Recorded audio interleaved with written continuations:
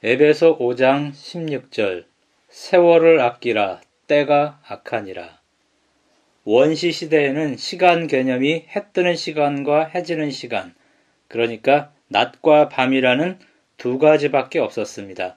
농경 시대가 되면서 시간이 세 개로 구분이 됩니다. 아침 먹을 때, 점심 먹을 때, 저녁 먹을 때로 시간이 3분되었습니다. 지금은 정보 산업 시대라서 1시간이 아니라 초 단위로 시간을 사용합니다. 그리고 벤저민 프랭클린의 말처럼 시간이 돈이 되는 시대가 되었습니다. 주식 정보를 10초만 먼저 알게 되어도 수백억 원의 부를 축적할 수도 있는 시대가 되었습니다. 영국 워릭 대학 경제학과의 워커 교수는 시간의 가치를 돈으로 환산하는 공식을 만들어냈습니다.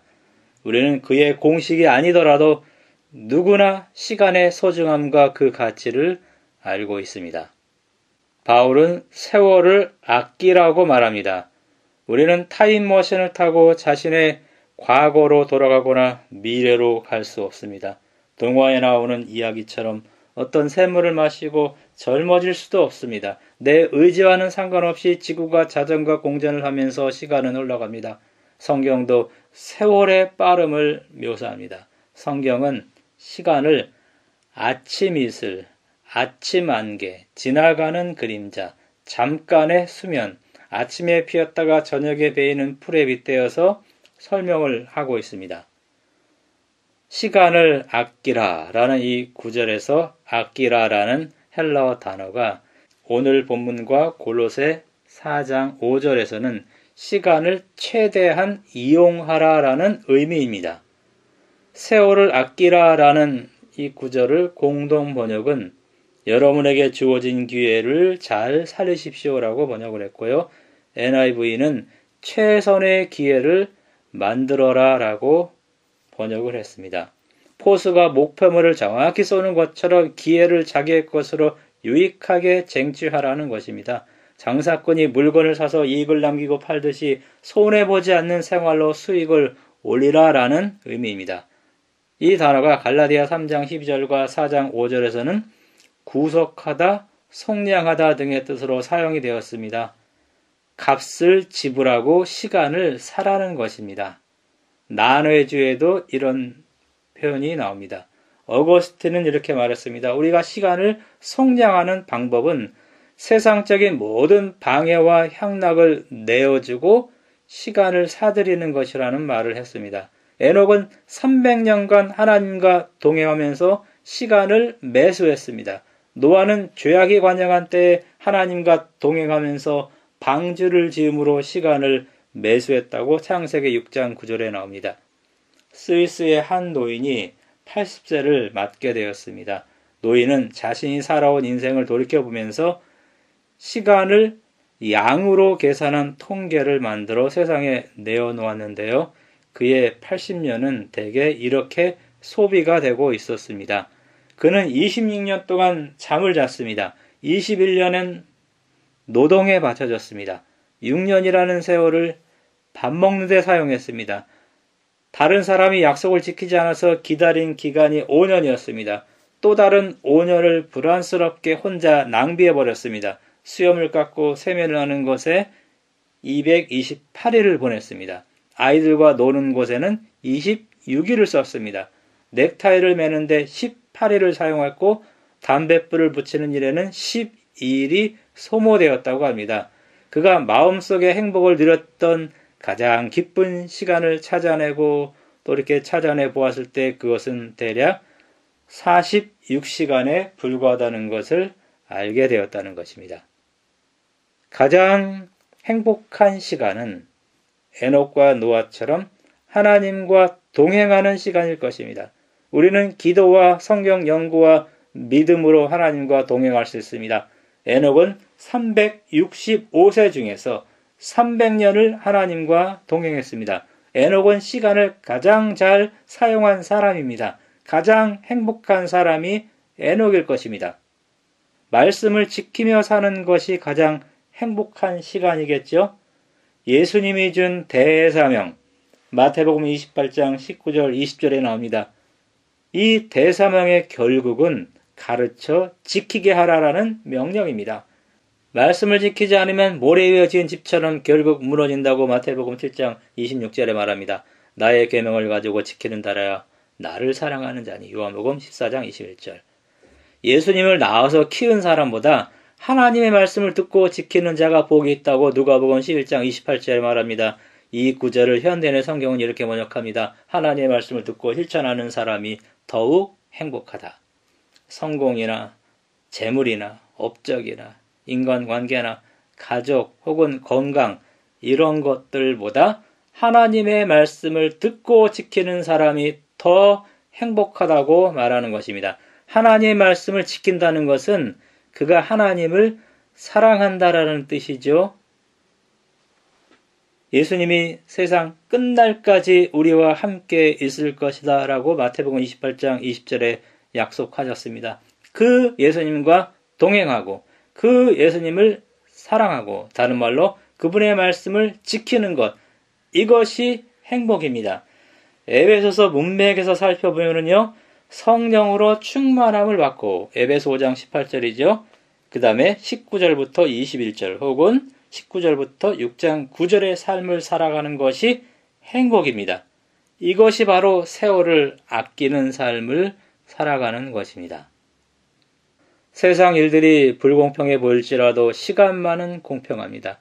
누구도 임의로 시간을 늘리고 줄일 수 없습니다. 하루 24시간은 누구에게나 공평하게 주어집니다. 인간은 하루하루 24시간을 똑같이 받아서 소비합니다. 문제는 똑같은 24시간이 사람에 따라 전혀 다르게 사용된다는 점입니다. 그 시간을 가지고 내가 무엇을 하느냐에 따라서 시간은 탕진될 수도 있고 최대한도로 선용될 수도 있습니다. 낭비된 시간은 회복할 수 없습니다. 따라서 남은 시간을 활용할 수밖에 없습니다. 전도서 9장 10절에 무릇 내 손이 일을 당하는 대로 힘을 다하여 할지어다 이렇게 말하고 있습니다. 이런 글이 인터넷에 있습니다.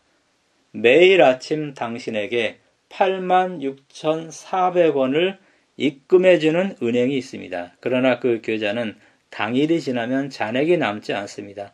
시간은 마치 우리에게 이런 은행과도 같다고 말합니다. 매일 아침 86,400초를 우리는 부여받아요. 잔액은 없습니다. 저축할 수도 없습니다. 더 많이 사용할 수도 없습니다. 우리는 오늘 현재의 잔액을 가지고 살아갈 뿐입니다. 그러나 어느 날 하나님이 이제 그만, 그리고 지금까지 너에게 준 시간을 내가 어떻게 사용했는지 계산하자라고 선언하시는 순간이 온다는 것입니다. 시간은 하나님이 사람에게 준 부채입니다. 이어서 계속 이렇게 말합니다. 1년의 가치를 알고 싶다면 학점을 받지 못한 학생에게 물어보세요. 한 달의 가치를 알고 싶다면 미숙아를 낳은 어머니를 찾아가세요. 일주일의 가치는 신문 편집자들이 잘 알고 있습니다. 한 시간의 가치가 궁금하면 사랑하는 일을 기다리는 사람에게 물어보세요. 1분의 가치는 열차를 놓친 사람에게, 1초의 가치는 아찔한 사고를 순간적으로 피할 수 있었던 사람에게, 1000분의 1초의 소중함은 아깝게 은메달에 머문 그 육상 선수에게 물어보세요. 어제는 이미 지나간 역사이며 미래는 알 수 없습니다. 오늘이야말로 당신에게 주어진 선물이며 그래서 우리는 현재를 선물이라고 부른답니다. 영어 단어 프레젠트는 현재도 되고 선물도 됩니다. 자동차는 마일 수가 있죠. 엔진 수명이 다하거나 사고로 폐차할 수가 있습니다. 우리는 365일의 시간 속에서 1년을 살아왔습니다. 또 살아갈 것입니다. 그러나 우리의 살아가는 날들은 끝이 있습니다. 일생을 짧게 70년으로 잡으면은 70년은 25,551일입니다. 또 이것은 3,679만 2천 분입니다. 이것은 22억 752만 초에 해당합니다. 시간은 우리가 하나님에게서 받은 달란트 중 하나입니다. 시간에 대한 얼마의 달란트를 받으셨는가요? 남은 시간을 최대한 활용하는 삶이 참된 청지기의 삶입니다. 유대인들은 13살이 되는 성인식 날에 시간을 낭비하지 말고 잘 쓰라는 뜻으로 손목시계를 선물한다고 합니다. 은행에 있는 내 계좌의 돈은 써야지만 없어집니다. 그러나 시간은 저절로 없어집니다. 시간을 낭비하지 않고 잘 이용하는 방법이 있습니다. 현재라는 시간이 선물이 되는 비결이 있습니다. 그것은 현재 예수님과 동행하는 것입니다. 현재 그분의 말씀에 순종하는 것입니다. 다른 말로 그분을 사랑하는 것입니다. 그리고 성령으로 충만함을 받아서 에베소서 5장 19절부터 21절 혹은 6장 9절까지의 삶을 사는 것입니다. 이것이 바로 시간을 잘 이용하는 비결입니다. 바울은 때가 악하니라 라는 말을 이어서 합니다. 바울 시대가 악했다면 오늘은 더 악합니다. 때가 악한 것이 세월을 아껴야 하는 가장 분명한 이유가 됩니다.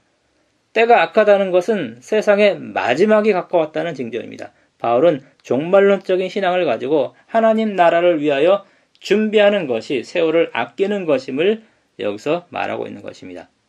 시간을 내라라는 아일랜드 민요시가 있습니다. 이런 내용입니다. 일하기 위해 시간을 내라. 그것은 성공의 대가이다. 생각하기 위해 시간을 내라. 그것은 능력의 근원이다. 운동하기 위해 시간을 내라. 그것은 끊임없이 젊음을 유지하는 비결이다. 독서하기 위해 시간을 내라. 그것은 지혜의 근원이다. 친절하기 위해 시간을 내라. 그것은 행복으로 가는 길이다. 꿈을 꾸기 위해 시간을 내라. 그것은 대망을 품는 것이다. 사랑하고 사랑받는 데 시간을 내라. 그것은 구원받은 자의 특권이다. 주위를 살펴보는 데 시간을 내라. 그것은 이기적으로 살기에는 너무 짧은 하루이다. 웃기 위해 시간을 내라. 그것은 영혼의 음악이다. 하나님을 위해 시간을 드리라. 그것은 인생의 영원한 투자이다. 이런 내용입니다. 1912년 4월 14일 타이타닉호가 침몰할 때 수많은 사람은 자신의 생명을 조금이나마 더 유지하기 위해서 보다 안전한 곳으로 뛰어다녔습니다. 그때 현악 사증주의 관현악 소리가 울려 퍼지면서 피하지 못한 1천여 명의 사람들을 위로합니다. 갑판의 끝까지 남아서 흩어지는 승객들을 위해서 마지막 새벽 2시까지 이 곡을 연주해주고 8명의 악단들이 사라졌습니다. 미국 존스타운 홍수 때에도 수백 명의 승객이 물속에서 수장되면서도 이 찬송을 불렀다고 합니다. 그 곡은 내 주께 가까이 나가는 일이라는 찬송입니다. 창세기 28장 10절에서 22절에 나오는 야곱 이야기를 본문으로 작사한 노래입니다. 어떠한 곤란이나 어려움이 있어도 하나님께 가까이 나아가겠다는 노래입니다. 이 노래의 가사처럼 사는 것이 세월을 아낀다는 의미 중에 하나일 것입니다. 이 노래의 가사처럼 사는 삶이 행복한 삶의 비결입니다. 나의 마지막, 그리고 세상의 마지막을 준비하는 방법이 바로 이 노래의 가사처럼 사는 것입니다. 세월을 아끼는 우리 모든 성도님들 되길 바라면서 말씀 마치겠습니다.